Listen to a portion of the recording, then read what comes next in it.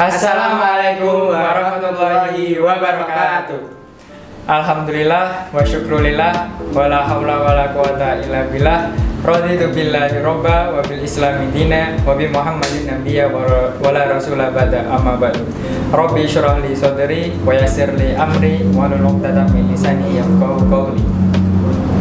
Pertama-tama, marilah kita panjatkan puji syukur kehadirat Allah Subhanahu wa taala yang telah melimpahkan rahmat, taufik serta hidayahnya kepada kita semua sehingga kita dapat mengikuti kegiatan rotasi ini dengan sehat walafiat. Kemudian sholawat dan salam marilah kita aturkan kepada Nabi junjungan kita Nabi Muhammad Sallallahu Alaihi Wasallam yang kita nantikan syafaatnya di yaumul akhir nanti. Teman-teman yang dirahmati oleh Allah, marilah kita buka pertemuan pada kali ini dengan baca basmalah bersama-sama. Bismillahirrahmanirrahim. Perkenalkan, nama saya Ibmawan Ahza Umar Hashimi dari anggota bidang perkaderan PDIPM Kabupaten Magelang. Dan saya Ibmawan Ihsan Abdul Razak dari bidang PIB PDIPM Kabupaten Magelang. Hai teman-teman, apa kabar semuanya? Semoga semuanya dalam keadaan sehat walafiat. Nah, pada kesempatan kali ini kita akan membawakan materi tentang IPM. Nah, apa sih IPM itu, Kak Ihsan? Nah, baik teman-teman, IPM itu atau Ikatan Pelajar Muhammadiyah adalah salah satu organisasi otonom Muhammadiyah yang bergerak atau karena gerakannya itu berada di kalangan pelajar. Gitu. Nah, apa sih organisasi otonom itu? Nah, organisasi otonom ini adalah organisasi yang ada di bawah Muhammadiyah yang organisasi itu berhak untuk mengurusi rumah tangganya sendiri.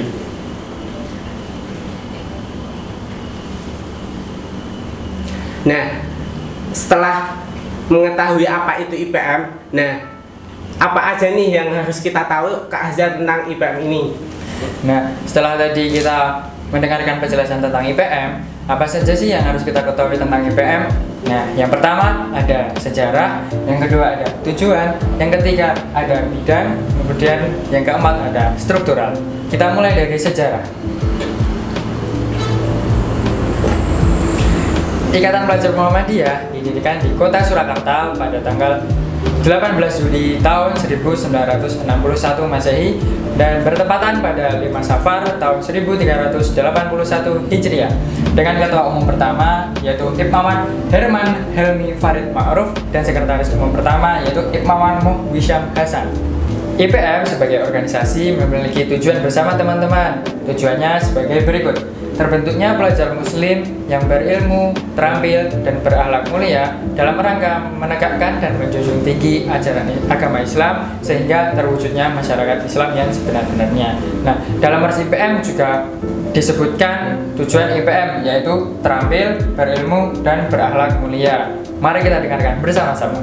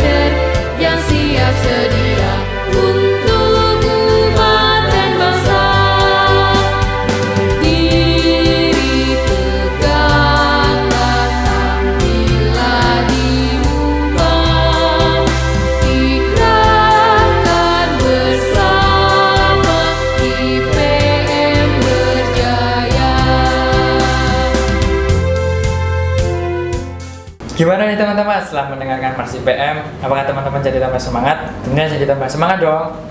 Oh ya, mungkin yang sering ditanyakan oleh teman-teman ini adalah apakah IPM dengan OSIS itu sama nih Kak Hasan? Jadi OSIS dengan IPM itu berbeda ya teman-teman.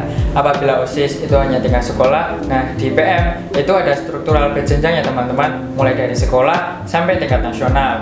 Untuk jenjangnya yaitu pimpinan ranting itu berada di tingkat sekolah, desa maupun masjid. Untuk pimpinan cabang itu berada di tingkat kecamatan. Untuk pimpinan daerah itu berada di tingkat kabupaten atau kota. Untuk pimpinan wilayah berada di tingkat provinsi. Dan yang paling tinggi ada pimpinan pusat yang berada di tingkat nasional. Nah, teman-teman, di IPM ini juga memiliki 3 bidang pokok. Yang pertama itu adalah bidang perkaderan. Bidang perkaderan ini bertugas untuk menyiapkan pelajar sebagai kader penerus di IPM. Kemudian yang kedua ini ada bidang PIP atau pengkajian ilmu pengetahuan. Bidang PIP ini bergerak dalam pengembangan keilmuan dalam pelajar. Dan yang terakhir ada bidang KDI, yaitu bidang yang fokus dalam gerakan dakwah Islam di kalangan pelajar. Selain 3 bidang pokok ini, ada bidang-bidang lain seperti bidang KWU, ASBO, advokasi, Ipmawati, dan bidang organisasi. Oh ya, fakta menarik dari organisasi IPM nih teman-teman. Yang pertama, organisasi ini dinobatkan sebagai organisasi pelajar terbesar di Indonesia. Kemudian yang kedua, organisasi ini juga dinobatkan sebagai organisasi kepemudaan terbaik tingkat nasional. Dan yang paling menarik, organisasi ini juga mendapat penghargaan ASEAN Tayo di Asia Tenggara. Wah, luar biasa sekali ya teman-teman. Tepuk tangan dulu dong buat IPM. Nah teman-teman, kakak mau tanya nih, apa dari tadi kalian memperhatikan apa yang ada di dada sebelah kiri kita? Yang ada di dada sebelah kiri kita yaitu lambang IPM teman-teman. Nah, sebagai organisasi tentunya IPM juga memiliki logo. Nah, logo IPM itu seperti ini teman-teman. Tentunya di balik logo ini juga memiliki filosofi. Yang pertama, logo ini berbentuk segi 5 yang di bawahnya itu lancip. Nah, hal ini menggambarkan sebuah pena yang merupakan ciri khas bagi seorang pelajar. Kemudian filosofi warna dari logo ini adalah yang pertama warna kuning. Ini melambangkan keilmuan. Kemudian warna merah melambangkan keberanian, warna hijau melambangkan kerahmatan, dan warna hitam melambangkan ketauhidan. Selain itu, di dalam logo ini juga terdapat lambang matahari IPM yang di dalamnya terdapat buku atau Al-Quran yang terbuka. Ini melambangkan akidah Islam atau keilmuan. Sebagai penyemangat, IPM juga punya semboyan nih teman-teman, yaitu Nun wal qalami wa ma yasturun, yang artinya demi pena dan apa yang dituliskannya. Diambil dari surat Al-Qalam ayat 1. Nah, itu penjelasan tentang IPM ya teman-teman. Apabila teman-teman masih ingin bertanya-tanya, masih kepo, bisa langsung ditanyakan kepada kakak-kakak IPM di sekolah kalian atau kepada kami melalui Instagram @ipm_skap.magelang. Ayo ikut IPM, pertajam mata pena, Goreskan karya nyata, tetap semangat dan jaga kesehatan. Nun wal qalami wa ma yasturun. Wassalamualaikum warahmatullahi wabarakatuh. IPM Jaya.